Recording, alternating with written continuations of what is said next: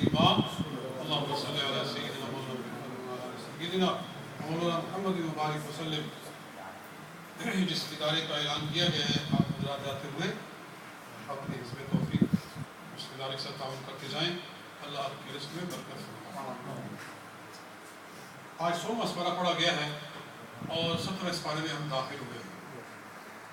آج پہلے سورہ کہف ختم ہوئی، پھر سورہ مریم پوری پڑھی گئی، اس کے بعد سورہ طٰہٰ ساری پڑھی گئی اور پھر سورہ انبیاء میں ہم داخل ہوئے. سورہ مریم اس لیے یہ نام ہے اس کا کہ اس میں حضرت مریم کا اللہ نے واقعہ بیان فرمایا ہے کہ جب وہ اپنے حجرے میں عبادت کر رہی تھی تو اچانک اللہ کے فرشتے حضرت جبریل وہاں نمودار ہو گئے. فتبسم لہا بشرا سویا، مکمل انسان کی شکل میں وہاں آ گئے. وہ ڈر گئی اور کہنے لگی کہ قالت، میں کہنے لگی کہ فتبسم لہا بشرا سویا قالت انی اعوذ بالرحمن، میں تجھ سے اللہ کی پناہ مانگتی ہوں، ان کنت تقیہ، چاہے تو پرہیزگار ہی ہوگا اپنی جگہ پر، لیکن تو غیر مرد ہے، میرے کمرے میں تو کیسے آیا، کہاں سے آیا؟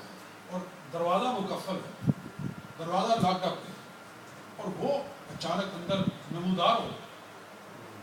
تو کہا انما انا رسول ربک لاہب لک غلاما زکیا، میں اللہ کا بھیجا ہوا فرشتہ ہوں اور تجھے اللہ کی طرف سے بیٹا دینے کے لیے آیا.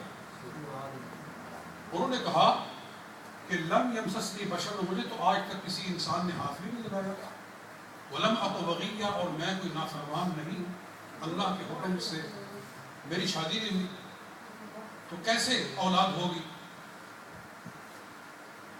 میرا خیال ہے آپ ایسے کریں بیٹا، یہ ڈسٹربنس ہوتی ہے. آپ جس میں پینا ہے باہر پانی موجود ہے، آپ یہ گلاس تقسیم کرنے والا کام نہ کریں گے. میں عرض کر رہا تھا کہ حضرت مریم نے جب اللہ کی پناہ مانگی، انہوں نے کہا اللہ کی طرف سے تجھے بیٹا دیا جانے والا ہے. حضرت جبریل نے صرف پھونک ماری، ان کے گریبان میں پھونک ماری، اس جگہ پر ان کی تھوڑی اور سینے کے درمیان میں، تو اسی پھونک سے حضرت مریم اپنی حضرت عیسیٰ علیہ السلام اپنی ماں کے پیٹ میں پیدا ہو. اس طرح اللہ تعالیٰ نے ان کو پیدا فرمایا. اچھا، جس کی پیدائش ہی ہماری عقل سے ماورا ہے، اگر اللہ تعالیٰ اس کو آسمان پر اٹھا لے اور اس کو وہاں کھلائے پلائے تو کیا اس پر کوئی اعتراض ہو سکتا ہے؟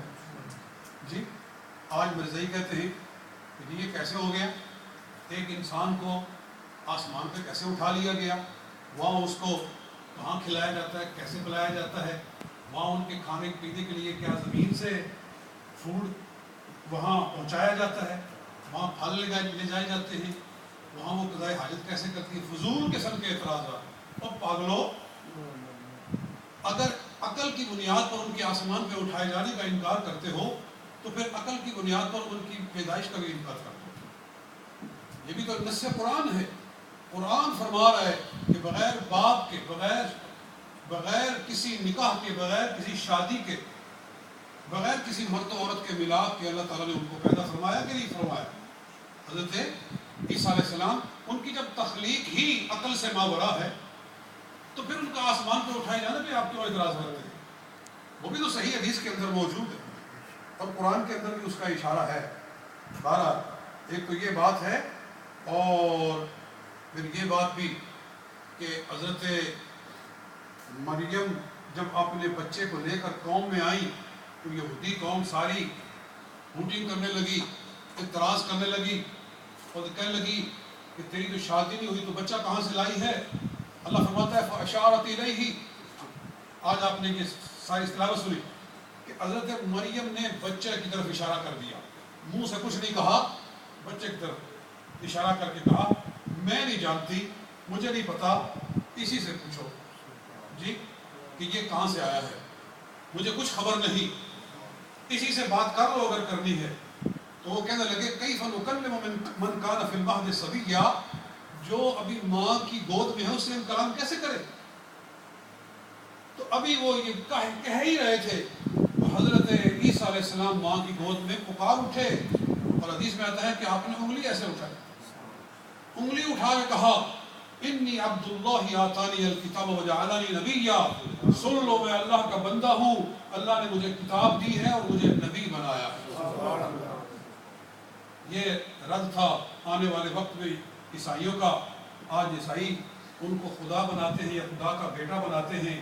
انہوں نے پیدا ہوتے ہی اپنی زبان سے لفظ ہی پہلے نکالے، انی عبد اللہ، میں اللہ کا بندہ ہوں، نہ میں اللہ ہوں نہ میں ابن اللہ ہوں، میں عبد اللہ ہوں، میں اللہ کا بندہ ہوں، خدا نے مجھے کتاب دی ہے اور اللہ نے مجھے نبی بنایا ہے۔ یہ بھی پتہ چلا، کئی لوگوں کا یہ خیال ہے کہ جی نبی 40 سال کے بعد بنتا ہے، پہلے کوئی نبی نہیں ہوتا۔ یہ رد ہے اس بات کا۔ قرآن کہہ رہا ہے کہ وہ ماں کی گود میں کہہ رہے انی عبد اللہ آتانی الکتاب وجعلنی نبیا، مجھے اللہ نے نبی بنایا ہے، میں نبی ہوں، جعلنی نبیا، مجھے اللہ نے نبی بنایا ہے۔ اگر حضرت عیسیٰ علیہ السلام ماں کی گود میں نبی ہیں تو رسول پاک صلی اللہ علیہ وسلم کی شان کا کیا کہنا ہے؟ کچھ لوگوں کو دھوکہ ہو گیا، انہوں نے یہ کہا کہ وہ 40 سال تک صرف ولی تھے۔ سرکار دو عالم صلی اللہ علیہ وسلم کے بارے میں کچھ لوگوں کا خیال ہے کہ 40 سال تک وہ صرف ولی تھے، نبی بعد میں بنے۔ بھائی نہیں، سرکار کی تو یہ شان ہے کہ ترمذی کی صحیح حدیث ہے، کہا کہ حضرت ارباز بن ساریہ رضی اللہ تعالی عنہ سے کہ رسول پاک صلی اللہ علیہ وسلم نے فرمایا کنت نبیا وآدم بین الماء والطین، میں تو اس وقت بھی نبی تھا جب آدم علیہ السلام ابھی پانی اور مٹی کے مرحلے سے گزر رہے تھے، میں اس وقت نبی تھا، کنت نبیا، میں اس وقت نبی تھا۔ جی وہ تو اس وقت کے نبی ہیں۔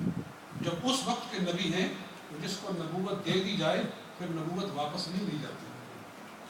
ولایت واپس ہو سکتی ہے، ولایت ہو جاتی ہے واپس، لیکن جب نبوت دے دی جاتی ہے تو وہ واپس نہیں۔